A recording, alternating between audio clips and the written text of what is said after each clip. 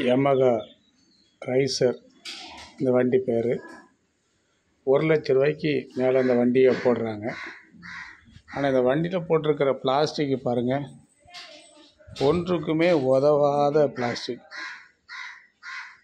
லைட்டாக அடிப்பட்ட உடனே என்ன பாருங்கள் எப்படி உடஞ்சிருக்கு பாருங்கள்.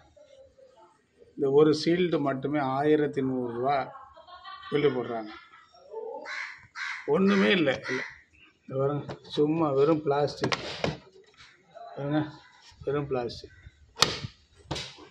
இதை பாருங்கள், இது ஒரு வண்டின்னு யமகா கம்பெனி போடுது. தயவுசெய்து இந்த வண்டியை வாங்காதீங்க. இது உங்களுக்கு செலவு தான் வைக்கும். அதெல்லாம் கொஞ்சம் விழிப்புணர்வாக இருங்க. வண்டி மாடலை பார்த்து மயங்கிறாதீங்க.